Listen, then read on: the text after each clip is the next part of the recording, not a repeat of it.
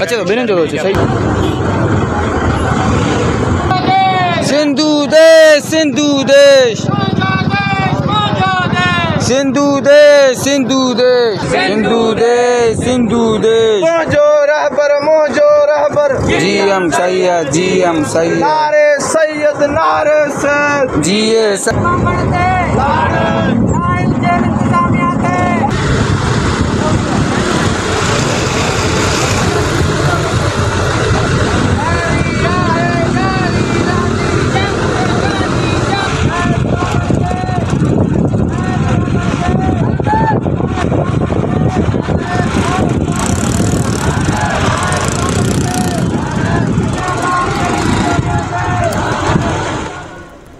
Visuals మీరు చూస్తున్నారు. జై సింధ్ పేరిట ప్రస్తుతం వాళ్ళక్కడ ఆందోళనకు పిలుపునివ్వడం జరిగింది 1947.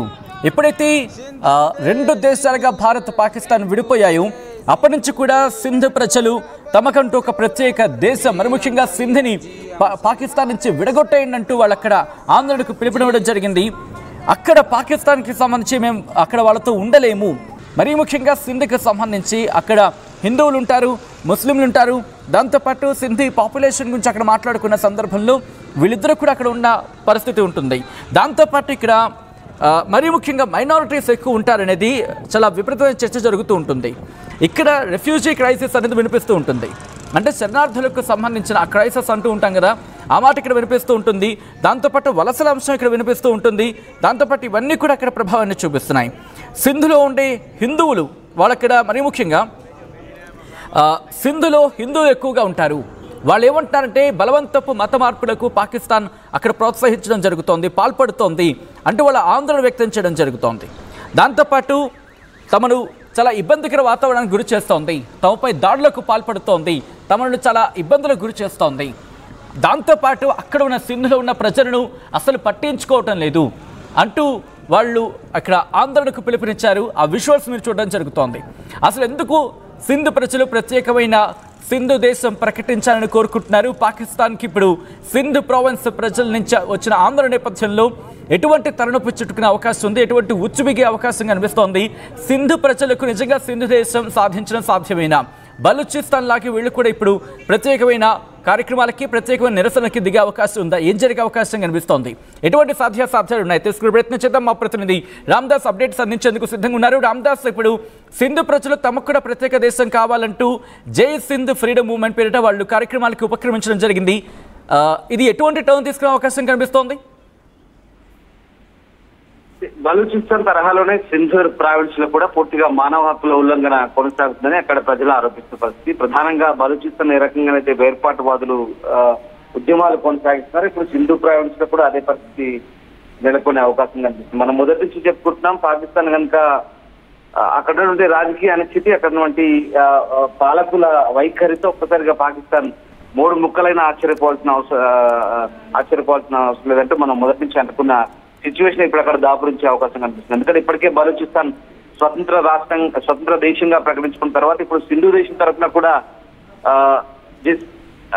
సింధు ఫ్రీడమ్ మూవ్మెంట్ పేరుతో, జై సింధు ఫ్రీడమ్ మూవ్మెంట్ పేరుతో జేఎస్ఎఫ్ఎం పాకిస్తాన్ లో ఒక హైవే పై పూర్తిగా ధర్నా నిర్వహించి పూర్తిగా హైవే అంతా కూడా దిగ్బంధనం చేసిన పరిస్థితి కనబడుతుంది. ప్రధానంగా సింధు ప్రావిన్స్ లో, సింధు రాష్ట్రంలో చాలా మంది ఆ ఉద్యమకారుని జైల్లో పెట్టారు. వాళ్ళంతా కూడా అసలు వాళ్ళ పూర్తిగా అబ్స్కండ్ అయ్యారు. వాళ్ళ ఆచూకీ లేదు ఇప్పటి వరకు. జైల్లో ఉన్నారా, ఏ రకంగా ఉన్నారు, జైల్లో మగ్గుతూ మరి వాళ్ళ కనీసం వాళ్ళకి సంబంధించిన పూర్తి అంశాలు కూడా ప్రభుత్వం ఇప్పటికి కూడా వెల్లడించిన పరిస్థితి కనబడుతుంది. సో ఆ రకంగా వాళ్ళ గురించిన పూర్తి సమాచారం చెప్పాలంటూ వీళ్ళంతా కూడా హైవేని నిర్బంధించారు.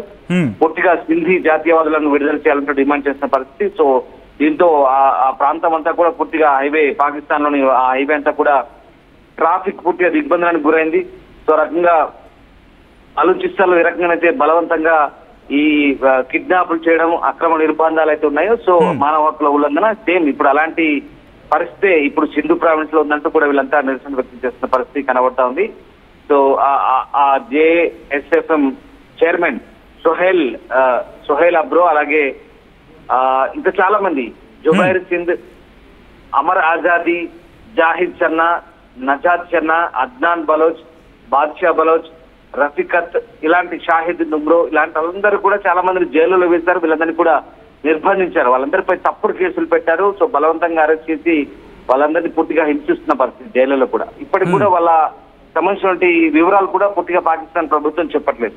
సో దానికి సంబంధించి పూర్తి స్థాయిలో పెద్ద ఎత్తున ఇప్పుడు ఆ కార్యకర్తలంతా కూడా ఈ చట్ట విరుద్ధ అరెస్టులు, జైల్లో జరుగుతున్న దురాగతాలకు సంబంధించినటువంటి ఆ బలవంతపు అదృశ్యాలకు వ్యతిరేకంగా నిరసన చేపడుతున్నారు. సో శాంతియుతంగా ప్రజాస్వామ్యబద్ధంగా నిరసన చేస్తున్నాం. సో ఖచ్చితంగా మేము విజయం సాధిస్తామంటూ వాళ్ళంతా కూడా ఒక సమిష్టి ప్రకటన చేస్తున్న పరిస్థితి కనబడుతుంది. ముఖ్యంగా ఈ సింధు ప్రావిన్స్ లో హైదరాబాద్ నగరం ఉంటుంది. మన హైదరాబాద్ ఎలాగో అక్కడ కూడా ఒక హైదరాబాద్ ఉంటుంది. సో ఆ హైదరాబాద్ జైల్లో వీళ్ళందరినీ కూడా నిర్బంధించిన పరిస్థితి పాకిస్తాన్ హైదరాబాద్ జైల్లో. సో ఇప్పటికే వాళ్ళందరినీ కూడా విడుదల చేయాలి. ఆ జైలు నుంచి విడుదల చేయకపోతే ఆ జైలు గేట్ ను బద్దలు కొడతాం, జైలు దిగ్బంధిస్తామంటూ చెప్తున్న పరిస్థితి కనబడుతుంది. సో పాకిస్తాన్ హక్కుల ఉల్లంఘనకు ప్రపంచవ్యాప్తంగా ఖండించాలంటూ వాళ్ళు పిలుపునిస్తున్న పరిస్థితి కనబడుతుంది. ముఖ్యంగా మొదటి నుంచి కూడా ఇప్పుడు బలూచిస్తాన్ లో కూడా అదే బీవైసీ అంటూ బలూచిస్తాన్ యాంగ్జైటీ కౌన్సిల్ ఉంది. అక్కడ అది కూడా వాళ్ళు అదే చెప్తున్నారు. మొదటి నుంచి కూడా బలూచిస్తాన్ లో రాచకాలు, పాకిస్తాన్ మిలిటరీ కావచ్చు, పాకిస్తాన్ పాలకులు కావచ్చు, ఆ గిరిజన తెగల్ని హింసిస్తున్నారు, వాళ్ళని కాల్చుకు తింటున్నారు. ఇప్పుడు అదే తరహాలో సింధు రాష్ట్రంలో కూడా అదే పరిస్థితి. పూర్తిగా సింధులో కూడా జోక్యం చేసుకోవాలంటే ఇప్పుడు ఐక్యరాజ్య సమితిని కోరుతున్నారు, ఆమ్నెస్టీ ఇంటర్నేషనల్ కోరుతున్నారు, హ్యూమన్ రైట్స్ వాచ్ వంటి సంస్థల్ని, అంతర్జాతీయ సంస్థల్ని కొంచెం జోక్యం చేసుకోండి బాబు, మమ్మల్ని కూడా ప్రపంచ దృష్టికి తీసుకొచ్చి మా బాధలు కూడా వినంటూ వీళ్ళంతా కూడా మొరపెట్టుకుంటున్న పరిస్థితి కనబడుతోంది. సో ఆ రకంగా ఇప్పుడే కొత్త కాదు, ఇప్పుడు గత కొద్ది దశాబ్దాలుగా ఎలాగైతే బలూచిస్తాన్ లో మానవ హక్కుల ఉల్లంఘన జరుగుతుందో సింధు రాష్ట్రంలో కూడా అదే పరిస్థితి. సో వాటికి సంబంధించి ఇప్పటికే 2022లో యుఎస్ స్టేట్ డిపార్ట్మెంట్ కూడా ఒక నివేదిక ఇచ్చింది. సింధు అంతటా కూడా చట్ట విరుద్ధ హత్యలు జరుగుతున్నాయి, వికృతమైన అక్కడ డెడ్ బాడీలను కనుగొంటున్నారు. ఇలాంటి సంఘటనలు చాలా వరకు ఎత్తి చూపింది ఆ నివేదిక, యుఎస్ నివేదిక.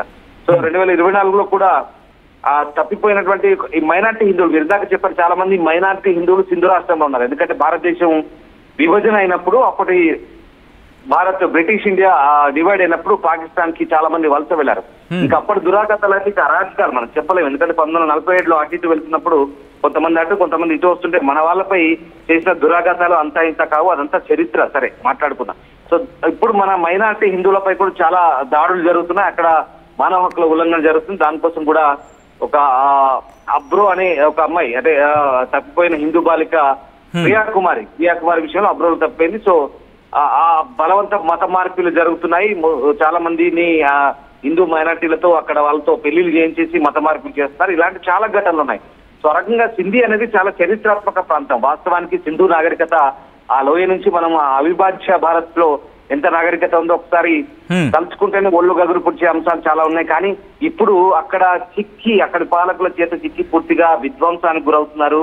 పూర్తిగా హిందువులు అక్కడ అణచివేతకు గురవుతున్నారు అనేది. అంటే ఇప్పుడు అక్కడ సింధు ప్రజలు కనుక, అక్కడ సింధు వాసులు కనుక గట్టిగా పట్టుబడితే, సింధు ప్రావిన్స్ అనేది కనుక ప్రస్తుతం సింధు దేశంగా ఏర్పడితే పాకిస్తాన్ పరిస్థితి ఏంటి?